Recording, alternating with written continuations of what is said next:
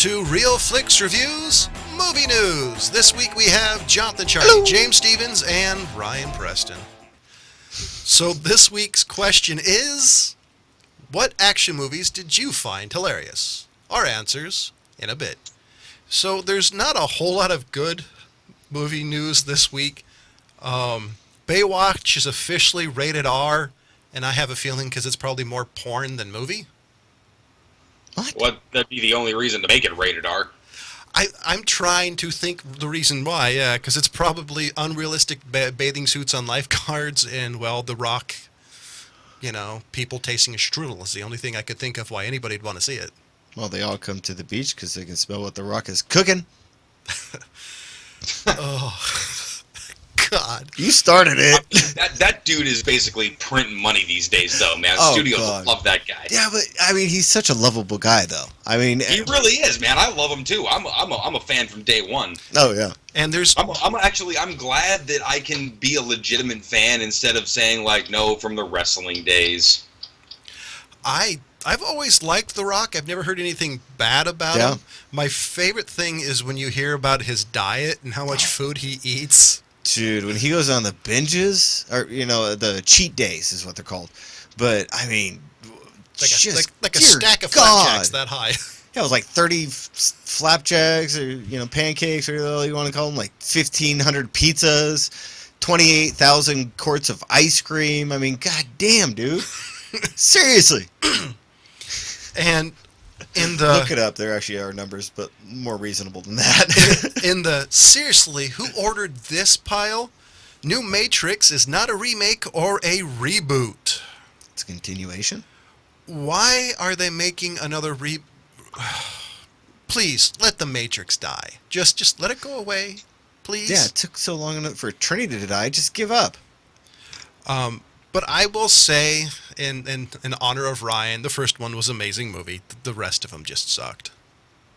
It may be an execution, but again, I mean, the story survives. You know, the second one, I mean, there were redeeming moments, but not enough. Dude, the second one had the weird albino twins and the keymaker and the flying and the fucking freeway scene. That movie was almost all badass. All you needed was the Stay Puft Marshmallow Man. I don't know. I mean, even at the time, I thought the CGI on the pole fighting scene against all the... well, you know, obviously it was a cartoon, you know what I mean? But it was as good as it was for the time. I mean, remember, these are the fuckers that invented bullet time. I'll give Ryan a lot of credit, even though I really seriously hate the second and third one. It was such an original story that the story I do think stands alone, but I just think the execution on the second and third one, I think the studios wanted them too fast, and they're just like, okay, $, $, $. Well, yeah, and I think they're obviously they got a little big for their britches when it came to the CGI. Yeah, because they worked with what they had, you know. Yeah. And we've fucking seen people use worse CGI, you know, even for the time with big movies. Hell, you know? look at the new Independence Day. Talk about a Technicolor rainbow. No, I won't watch it. You have to. It's hilarious. I will when it maybe be at Redbox for a penny. Troma makes better. It really is pretty shitty. Troma makes better movies. Well, they intend to make that. They hit the nail on the head for what they're going for. They did. And on a sad note, is the producer of The Blob, Jack H. Harris, died at 98 years old. And damn, is that just a good run. 98 years old. Did The Blob stand the test of time, man? Who would have thought that shit? Yeah. It's funny, too, because even I have the DVD version, the Criterion Collection on that. And even which one? Of The Blob. Well, which one? Oh, the original. The 50s one? Yeah. Cool. And the film stock they did on that movie was awful, but it's just amazing how such a simple story of basically Jell-O killing everybody, because there was one in the 80s, and I think there was one in the 90s, and it's bound to be another one sooner or later. Well, there was the one for the 50s. It was like late 50s with Steve McQueen of all fucking people. By the way, I think that was his first movie. It might have been, yeah.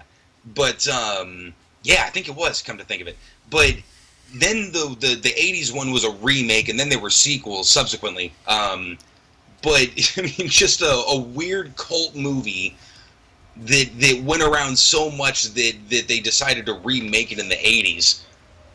You know, it was a classic movie, though. I love the original. I mean, it really picks up on all the 50 cliche sci-fi horror movies, but I wouldn't call it great, but it's definitely a good night in the cinema, in my opinion. Oh, it's so a product of its time when it came to those kind of.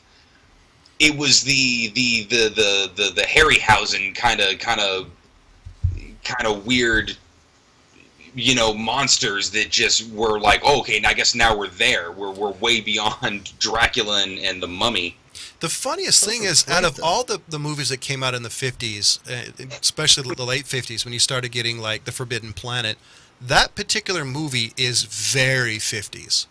That's one of the particular movies that I always tell people, if you want to see a movie that's definitely a product of its time, it's that particular movie. And an interesting note, and vaguely excited, Sony's Venom is dated for 2018. They're doing a Venom movie, and they've actually announced it. There's been rumors off and on for years. I don't know if I'm excited because I'm tired of anything Spider-Man related. Yeah. But we've never seen a movie where Venom is basically carrying it on himself. That's true. Well, is this going to be the Brock Venom? I'm not quite sure. What'd you say, Ryan? We're talking about Spider-Man Venom, aren't we? Yeah. Yeah, I mean, well, I'm probably in a fugue state from the movie, but Spider-Man 3, they touched on Venom and not just Dark Spider-Man, right? Yeah, or am I they did. Mistaken? Yeah, because the photography guy right took over the symbiote in the end. And yeah. Now, so, you know, with that leaving a bad taste in the entire franchise's mouth, I think they've been, because everyone was like, oh, you're bringing in the greatest Spider-Man character ever. Yeah. No, and then they fucking ruined it. Just absolutely ruined it. They did. Now, the only thing they don't really say did. in the article is they don't talk about what version of Venom you have. Yeah. Do you have the evil Venom, the quasi-good guy? Do you have him in Carnage? Well, you definitely got to go evil Venom, and you got to ramp that shit up to Carnage. So that's the one thing they don't say, and I love Venom, but right now I don't want to put a lot of hopes because, honestly, the Spider-Man movies just suck out loud. Well, I think they've gotten very confident in their recent reboots, especially with the young kid who fucking rules.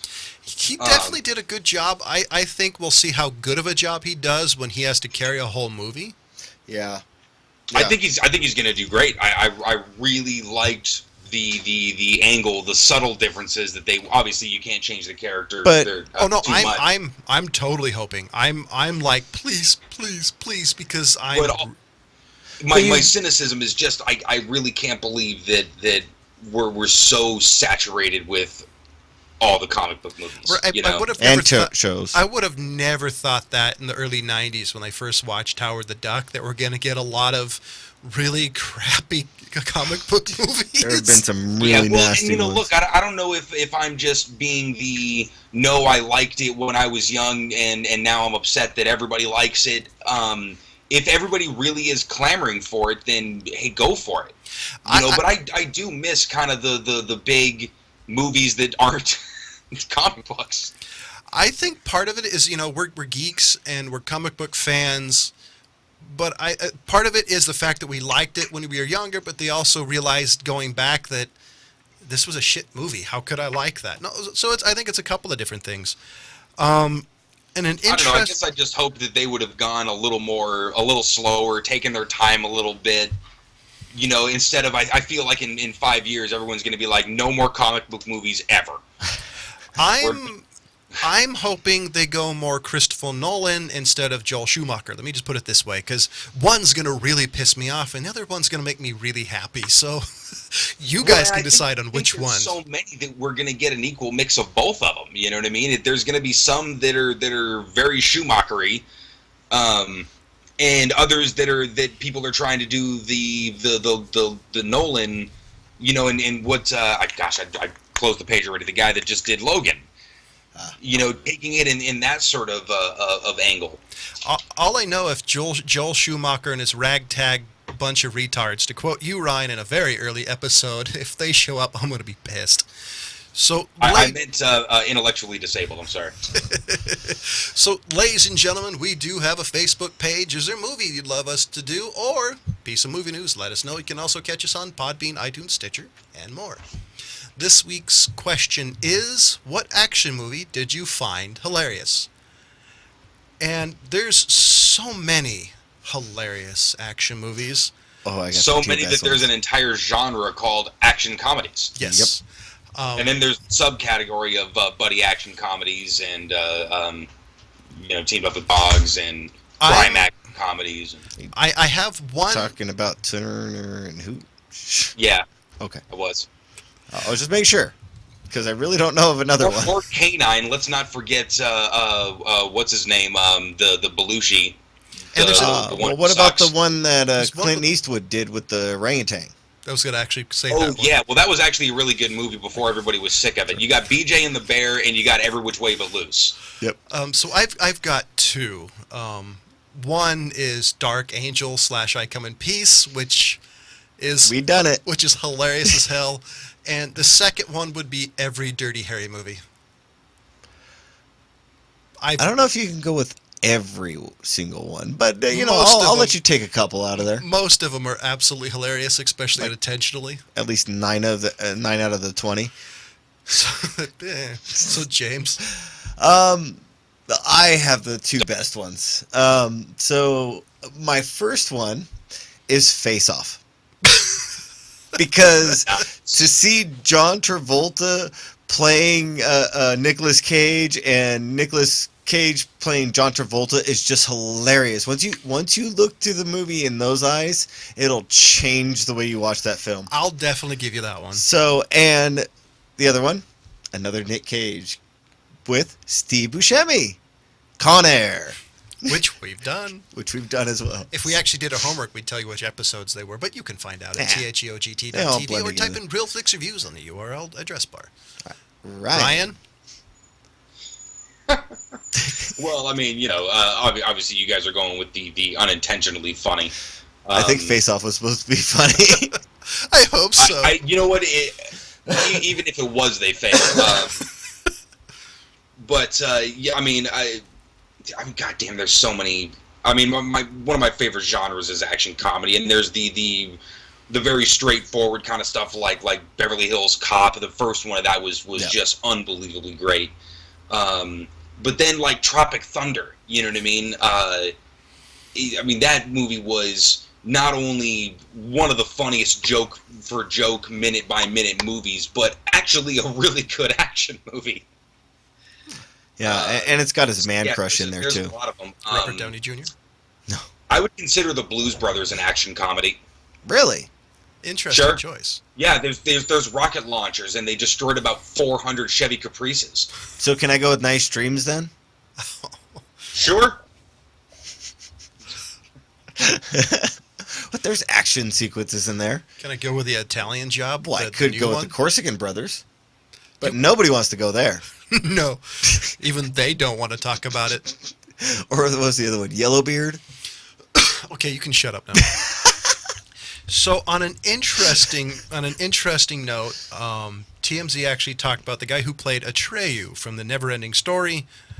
Apparently is in debt over decades of an injury apparently he got on the movie from jumping the horse. He didn't stick the landing. No. He didn't quite Christopher Reeves, but it's interesting to hear you had a child actor really hurt himself and they just didn't do anything about it. I find that interesting. That's par for the course, man. You know how fucked up Linda Blair is from Exorcist? Oh, yeah. When they were ragdolling her on that bed, she's got back problems the rest of her life. I'm actually surprised she wasn't paraplegic from what they did to her. I mean, it really, really, really messed her up, dude. I mean, as a kid, kids are pliable as shit. But, they just gave her like 400 car accidents in a row and just sent her on her way with a nice little check from the 70s. Seriously, even Rodney King was enough. She took. Yeah, man, they Back in the It's like, day, I mean, nowadays that's why the insurance is so crazy for certain movies. You know, is just by nature of what we're going to have the actors do. And you know, there's a team of lawyers standing by saying, no, we need the stunt double, we need the stunt double. That's actually probably one of the reasons why you get people like The Rock who can actually do his own stunts, who knows how to, is probably told at this point, no, you can't do it. Yeah, probably. Right, or you have somebody like Tom Cruise who spent so much of his off time perfecting these little skills like motorcycles and race car driving, where the studios feel comfortable letting him do insane shit. Did I feel cheated on here? I mean, between you and Tom Cruise? Are you cheating on me with this guy? I mean, look, it's been going on for a while, all right? You were going to find out one way or another. Well, that's why in the Tom Cruise bingo game, there's motorcycle in there. I mean, God, why don't you just put Keanu Reeves out there instead of Tom Cruise? So I have a question for you. I know there's a movie everybody, you guys included, that you want to see, and I bet it's coming to America too. No. Can we do sending them to Canada instead, and send Kanye up there, and Rosie and Amy Schumer, and can we do that? Sending them to Canada? I don't want to see that movie at all. That is the worst idea. I hate when you try to capitalize on the lightning in a bottle movies. Oh yeah, the movie was product of its time, as well as the actors and the writing style. I mean, that's when Eddie Murphy just that shit again and expect everybody to like it. Well, that was when Eddie Murphy was good at something. Yeah, but I feel the same way with what they did with Home Alone and what they're still doing with Tremors. You can't. That's my point. Is it's going to be like this direct to DVD, thing that nobody's ever going to want to watch. Yeah, like all the Olsen twin movies. Such a special place with me that I wouldn't want to sully its. I mean, I didn't even watch this the Dumb and Dumber movies, both unofficial sequel and official sequel. Yeah, no. So I did hear, excuse me, before we started recording, probably one of the best piece of movie news I've heard, probably in the last couple of months. It's that Mr. Bean's not dead? Well, that too. I mean, I'm really happy that Mr. Bean didn't die. Good for you. It's possible that Rowan Atkinson. It's possible that the studios are done making Terminator movies. Well, I know that sounds weird, but honestly, I've seen all of them except the last two, and none of them have been any better than the first and second one. So you're just saying that he won't be back? Yes. Sure. I'm thrilled with Hollywood saying, hey, let's not make this movie that hasn't been good since the 90s. Yeah. Well, I think that we as the general public haven't exactly given big studios a reason to be artistic. I mean, we've sort of voted with our dollars over the years, with sequels and things like that.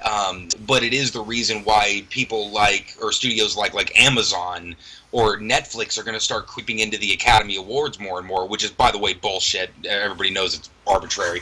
But they're going to start creeping into those things quite a bit more. One, because of a younger